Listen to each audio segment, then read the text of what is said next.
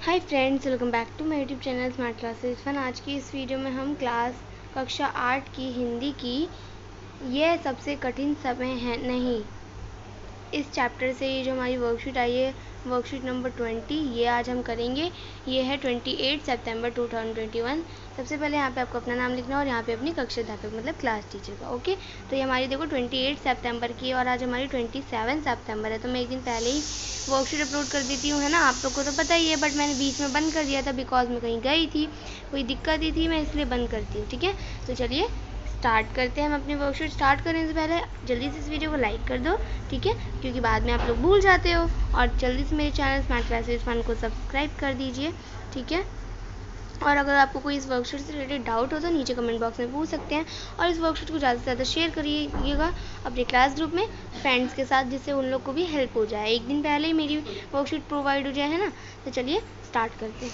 प्यारे बच्चों, आपकी पाठ्य पुस्तक वसंत के पाठों पर आधारित इन कार्यपत्रिकाओं के माध्यम से आपसे विभिन्न पाठों पर चर्चा की जा रही है। आइए इसी क्रम में आज जया जादवानी रचित यह सबसे कठिन समय नहीं कविता पर चर्चा करते हैं। तो कौन सी कविता पे आज हम चर्चा करने वाले हैं? अब आपकी वसंत वाली बुक से है। कौन सी कविता से? यह सबसे कठिन समय नहीं, ठीक है। तो चलिए स्टार्ट करते हैं।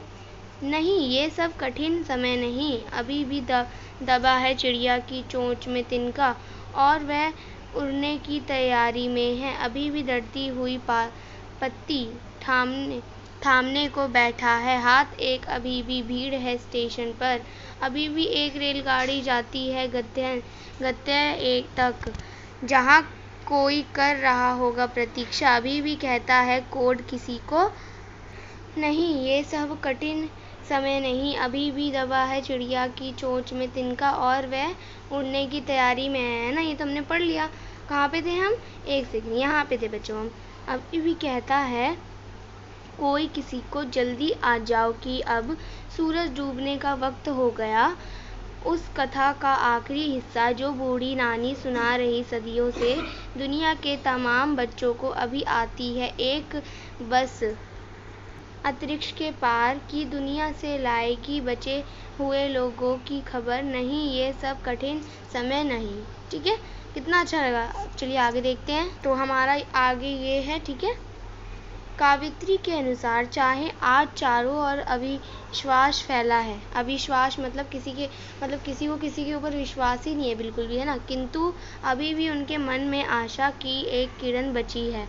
वे कहती हैं कि यह सबसे बुरा समय नहीं है। अभी चिड़िया अपना घोंसला बनाने के लिए तिनका बटोर रही है।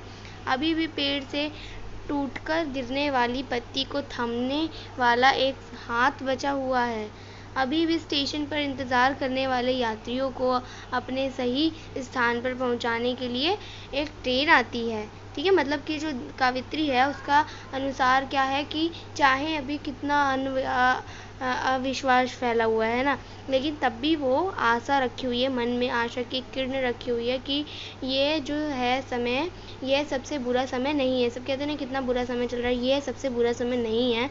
ये उसके मन में क्या है? आशा की किरण है ना। क्या कहती है कि चिड़िया अभी भी अपना घोंसला बना रही है तिनका बटोर कर, है ना। पेड़ से पत्ते अभी भी टूट कर गिर रहे हैं, लेकिन उसको बचाने वाला भी अभी है हाथ, है ना। हाथ से हम पकड़ लेते हैं तिनका, है ना। और स्टेशन पे हम जाते हैं तो हम वहाँ पे इंतज़ार करते हैं अपनी गाड़ी का। जब लेट हो जाती है हमारी ट्रेन तो हम वहाँ पे बैठते हैं, हम लोग इंतज़ार करते हैं गाड़ी का, और गाड़ी हमें सही जगह पे अपने जहाँ पे हमें जाना होता है वहीं लेके जाती है ना। कवित्री कहती है कि जब तक कोई किसी का इंतज़ार कर रहा है और कह रहा है कि सूरज डूबने का समय हो गया है, जल्दी आ जाओ, तब तक बुढ़ी नानी दादी की सुनाई कहानियाँ सुनाई जाती रहेगी कि आसमान में भी एक दुनिया बसती है। तब तक सबसे बुरा समय नहीं आ सकता, ठीक है। चलिए आगे है हमारा अपरिचित शब्द, ठीक है।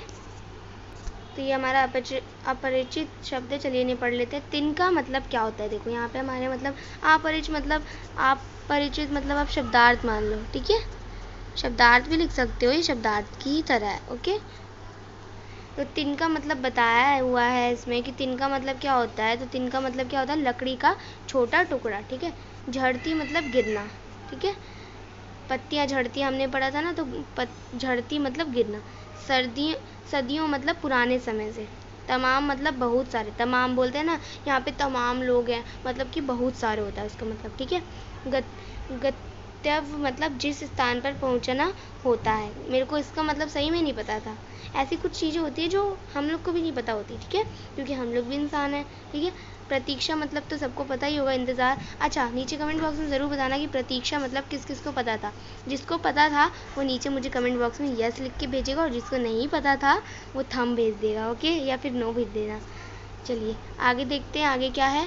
इसके आगे हमारे प्रश्न उत्तर हैं। आशा है आपने इन पंक्तियों के भावार्थ को समझ लिया होगा, ठीक है।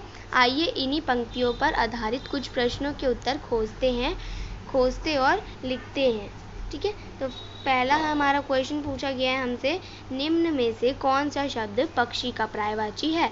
तो पक्षी का पर्यायवाची क्या है, मुझे सब नीचे कमेंट बॉक्स में बताएंगे किस किस को पता है। क्या होगा इसका, खग होगा, गगन होगा, जलज होगा या नाग होगा। जिसको पता है वो नीचे कमेंट बॉक्स में बताएंगे कि ए है, बी है। चलिए मैं इसको नाम दे रही हूँ, ये है ये ए, ये है बी, ये है सी और ये है डी। तो मुझे नीचे कमेंट बॉक्स में बताइए आपकी तरफ से क्या होगा।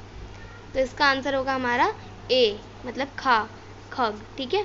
फिर सेकंड है हमारा, निम्न में से डूबने का विलोम शब्द क्या होगा। अच्छा, इसका भी मुझे आप नीचे कमेंट बॉक्स में बताएंगे, डूबने का क्या होगा, आना, उगना, जाना या दिखना। तो इसका होगा आपका बी, मतलब उगना, ठीक है। फिर थर्ड क्वेश्चन पूछा गया है हमसे, इसका तो हो जाएगा खग और इसका उगना, ठीक है। थर्ड क्वेश्चन पूछा, चिड़िया ने चोंच में तिनका दबा रखा है, बताइए चिड़िया तिनके का क्या करती होगी। तो क्या करती है, चिड़िया तिनका बटोर कर अपना घोंसला बनाती है, ठीक है।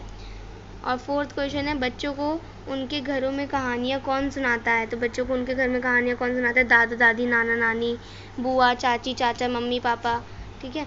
फिफ्थ क्वेश्चन है, जल्दी आ जाओ कि अब सूरज डूबने का वक्त हो गया, पंक्ति से क्या आशय है।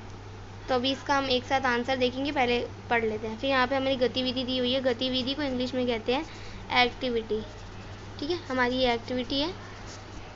तो यही बोला है, उपयुक्त कविता में आपको कौन सी बात सबसे ज़्यादा अच्छी लगी और क्यों। अनुच्छेद के रूप में अपने विचार लिखिए, ठीक है। तो चलिए देखते हैं इसका आंसर। तो थर्ड का आंसर हो जाएगा हमारा, थर्ड क्वेश्चन था हमारा, चिड़िया ने चोंच में तिनका दबा रखा है, बताइए चिड़िया तिनके का क्या करती होगी। तो आंसर लिखेंगे आप, चिड़िया तिनके से घोंसला बनाएगी, ठीक है। फिर फोर्थ है आपका, बच्चों को उनके घरों में कहानियाँ कौन सुनाता है। आंसर लिखोगे, घरों में बच्चों को कहानियाँ उनके दादा दादी, नाना नानी और बुआ सुनाती हैं, ठीक है। आप बुआ की जगह अगर आपको कोई और भी सुनाता है, पापा सुनाते हैं तो पापा लिख देना, मम्मी सुनाती है तो मम्मी लिख देना, चाची सुनाती हैं तो चाची लिख देना, ठीक है। चाचा सुनाता है तो चाचा लिख देना, जो भी सुनाता है आप अपनी तरफ से लिख सकते हैं, गलत नहीं जाएगा।